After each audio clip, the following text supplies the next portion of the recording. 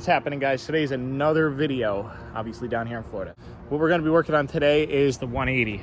So this is like, I'm starting this when I'm doing the end of the Miata stuff over there. I've been having problems with the 180. At the end of last year, I redid this LCA on this side to match the other side. So it's all kind of whacked out over here. And the problem that I'm having is that this side is not as cambered as the other side, and I figured it out today why it's doing that. It's because the knuckle is loose. When I put it on last year, obviously you can see how it has some camber right now. And then if I go in here and I kind of, now it has like no camber. So the knuckle is loose and I got to tighten that up. We're going to go over to Tommy's in a minute and we're going to see how much Tommy's going to charge me to install the whole body kit, paint it, sand it, do all the good stuff for the body kit, and then get it to fit onto the car, because it's just too much work, guys. It's too much work to get it the way that I want it and for it to match the car. I'm just going to stop by Tommy's really quick. Also, what we're going to do in this video is we're going to go ahead and get an alignment done after I fix up the front end. I'm going to do a nut and bolt check all over the whole front end and see what's going on up there, tighten everything up, redo everything, and then I'll bring it to alignment place down there and they'll do the alignment for me. Yeah, we'll see how much this body kit's going to cost. It's a really cool body kit. It's actually a Super DOOF body kit. It's not a BN, it's not a Origin Lab, it's not a D-Max, it's none of those. It's a Super DOOF. It's kind of like a knockoff. So there goes Tommy right there. We'll do that probably in a later clip. Yeah, we got a little bit of stuff like that to figure out. I got the thing down in Miami from one of our friends, Damien. Got it for a steal too. $400, $400 or $500 I got that thing for. Needs some work. The side skirt's all cracked up. The front bumper's got a couple cracks in it. The rear bumper is completely destroyed, but I don't even know if I'm gonna run that anyways. We're gonna get Tommy over here. I just caught him before he left. This is the body kit right here. Looks pretty good. The rear bumper is pretty messed up back over here in this corner. This whole side right there is pretty all messed up. It was thrown off the car. That side is all messed up. It's got heat marks under there. This side's a little messed up. This side looks like it's about to fall off on that side. The side skirt right here is cracked in half, so we need to get that fixed. The back on that side skirt is like falling off, so we need to put a little brace on that corner over there. It needs a decent amount of work, but overall the body kit is very stout. Tommy's gonna come over here in a minute and he's gonna give us a price and tell us what we're gonna be looking at to get this thing all on the car and how long it's gonna take. So I do have ideas for how we're gonna mount it. So on the back and the front right here, we're gonna put a screw in on that. Battery of 50%. Screw in on that side, a screw in the front right here, one on that side, one on the back, and one on the back over there. And then on the sides, we're gonna be putting pop rivets in so that it'll hold it in the front.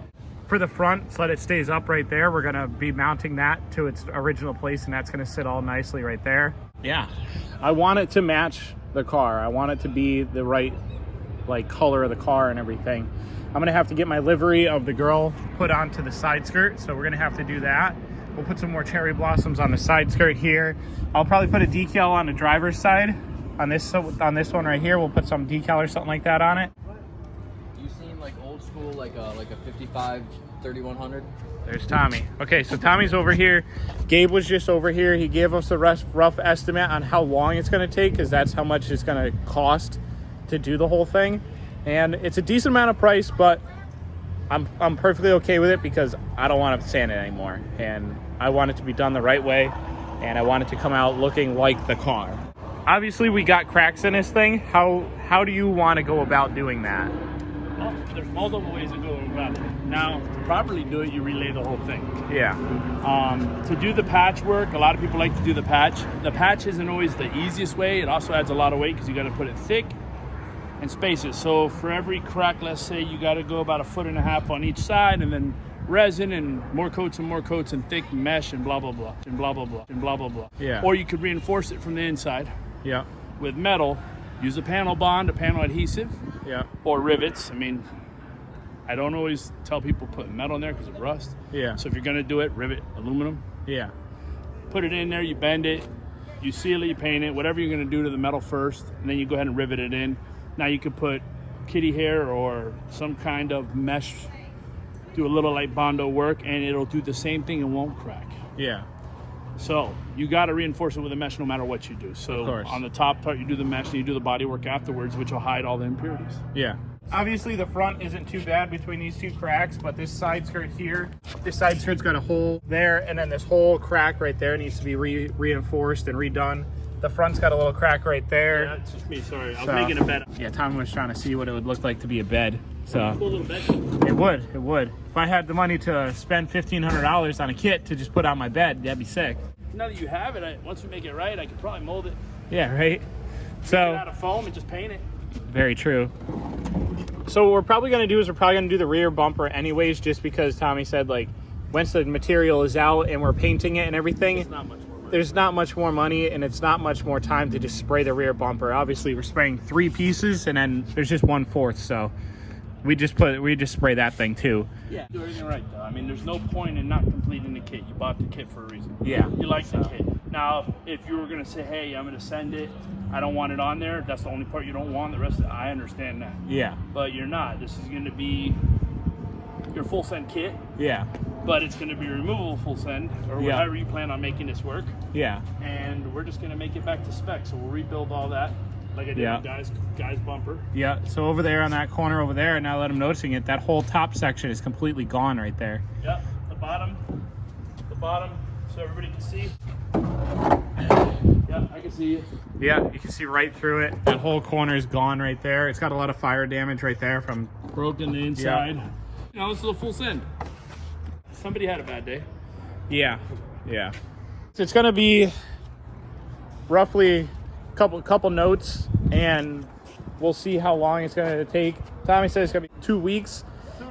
It doesn't need to come back in 2 to 3 weeks. It could take however long they want. When they got a bigger project that's going to pay them more, stop and do that. My stuff is just whatever. The car runs, drives, it looks good the way it is, but I just want the kit on it. And honestly, you guys, this is probably going to be the only thing that I do for this year for the car, is get the kit on it with the livery and everything back on it. And if I feel like doing anything else to the car, maybe we'll get the wing, and I'll spend another $2,000 and buy the wing for it. And then the body, the whole outside will be completely done, and then we got to just worry about motor work and other stuff like that. That's coming. And then later on in this video, we're going to go ahead and we're going to do the whole front stuff like I said, and we're going to take the front apart, check nuts and bolts, get everything real tightened up again, and then we're going to put it on the alignment rack. Thank you, Tommy, for letting us know what we're going to be at. So Oh, yeah, we'll make this right. we're going to go ahead and do that other stuff now. Couple days later from when we started talking about the body kit and whatnot, we got to come over here, grab the key for the 180. We got an open lift now, so we're going to go ahead, bring this thing in, and we're going to do a nut and bolt check on the whole front end, readjust my front end because it's all messed up and I got to figure out what's going on with it. Like I showed you guys, the wheel just kind of moves back and forth in there. It's not tight whatsoever. So I got to get this thing all fixed up so I can drive it comfortably and know that the wheel's not going to fall off it. Got to let it prime up. I might even wash it because this thing hasn't been washed in centuries. It's really dirty. It's got some bird poop on it, some oils on the hood. It's just got a bunch of dust everywhere. The wheels are going to start getting really pitted if I don't take care of it again. So I think I'm going to wash it up today and clean it. We're going to go ahead, bring her on inside. Okay guys, since this thing is on E85, I'm going to let it idle for a couple minutes while I get it settled on a lift. With the 85, you kind of just turn it on, turn it off. It really gums up your spark plugs, makes them foul out really quick. The ethanol in it really just does not mix well with your car. I need to change the oil in it because last time I changed the oil was last year. Yeah guys, just kind of get some more stuff done on this thing. Sitting in the shop, let's get it on the lift now. As you guys can see, there's a lot of new things in the engine bay, but there's a lot of new stuff in here. Like I said in the video, probably, I put the power steering reservoir in the back, put my cooling catch can in the back. I redid some other stuff in here. I wire tucked the engine bay, and it's really loud still. So, still idling a little bit. I'm gonna take the wheels off, and I'm gonna turn it off, and then we'll go ahead and check over everything else. The car is up, the wheels are off. That spins, nice. So my shocks are blown, okay, in the front the shocks are blown. So what I want to do is I want to see if BC Racing can hook me up. All I want is the shock bodies. I don't want any of the hardware or any of that. I don't want the perch, the top hat, any of that stuff. I just want the valve body because I like these shocks and the way that they're set up. So this has a lot of angle right here in itself. This is an eccentric like lock nut right here. And then up here on the top, we also have all of our camber adjustment up here. So up on top, I have the camera max all the way out. Down here, I have it on like the second biggest one so that it pushes it out more. I could have put it so that it was all the way in, but I don't really like that. It puts a lot of camber on it, and it's just, I'd wear through the tires in like a week if I drove this thing every day. So not too psyched about that. Under here, things that we had to do last year was I had to bang up this pinch weld right here. Yes, I know it's not good for a 30-year-old JDM car to get bashed on, but I had to bash in this and flatten this all out. Kind of rusty. We're going to go over this when I do some paint work on the car. Back here, it was a little messed up. Back here, this is where the wheel would touch. So what I did is I just hammered it out. Made sure that I had as much clearance as I possibly could. And even then, it still touches on the firewall back here on the frame rail. This thing has a decent amount of angle for what it has. With the brake lines right here, there used to be a bracket that came off. Took the bracket off, bent the brake lines out of 90.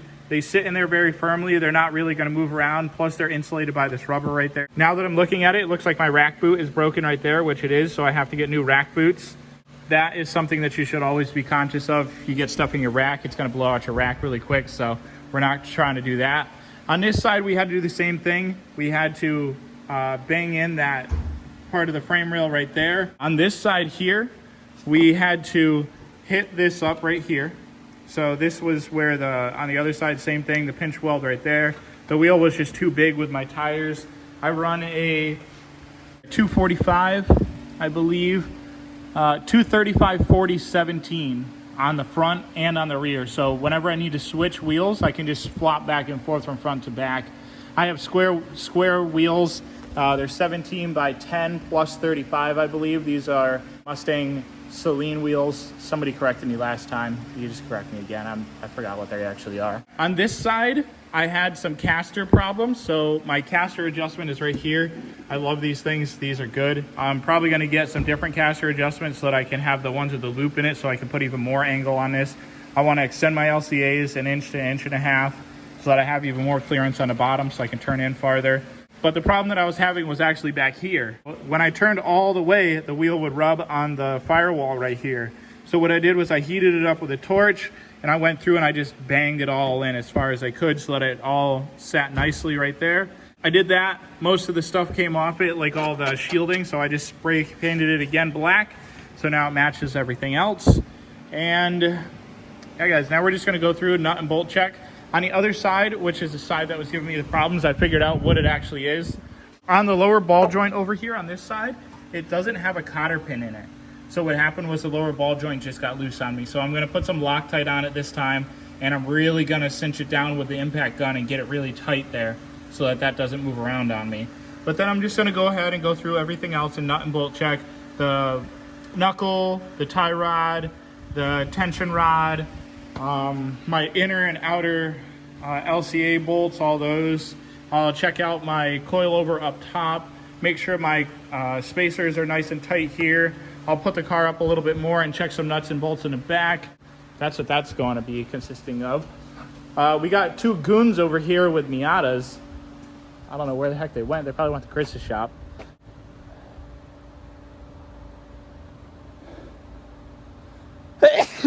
Hunter brought his car by. I helped him out a little while ago. I made him kind of like a makeshift downpipe for him right here because he used to have a hood exit right here, which now he's got some plastic on here, which is just wavy. It's not great, but whatever. He's doing his thing here. He's got this downpipe on there, and what we need to do is we need to heat wrap it with some wrap paper or some heat wrap so that it doesn't get too hot and it doesn't mess up his coolant lines or anything else that's around there. We need to also pull away his oil line so that it doesn't just sit on his exhaust manifold there. Just keep going on that. This is what my Miata will look like eventually. Maybe some version of this. But overall, guys, I'm trying to work on mine, which is right here, and get it all nice and set up. The knuckle is now secured. So this side actually had a couple pieces loose. This top coilover bolt was a little loose, and then the knuckle was loose itself. So I put red Loctite on the knuckle, and I just cranked on this a bunch to get it nice and tight. I think my camber is more on this side now, so we're gonna have to put the wheels on and see what's going on. I'm probably gonna have to do another quick alignment too, so that I could get the car to drive straight-ish before I put it on the alignment rack. Checked over everything in the front. Like I said, just tighten up this one. I checked my LCA from the inside, the outside. I did my tension rod. I did it on the other side too. Wiggled some stuff. My coilover lower piece was loose on the other side, so I tightened that up. And I still have to tighten up this, but this has a locking nut on it, so this is probably tight. But yeah, guys, we're gonna go ahead and put the wheels back on now, and we're gonna see how straight the wheels are. And then I'm just gonna go ahead and see if I can do a quick alignment. So the car drives straight. It does everything it's supposed to do now. The steering is very tight now, unlike before. But the steering wheel is really cocked off to the side, so I'll have to fix that later when I put it on the alignment rack. But for right now, guys, the thing's nice. Smooth steering here, no more hopping around. Like, I can let the steering wheel go and the car just drives kind of straight. So for that makeshift alignment, man, this thing is good. You know, it's all overall good, guys. We're gonna go ahead and bring her back to the shop, close up, and we'll see you guys tomorrow.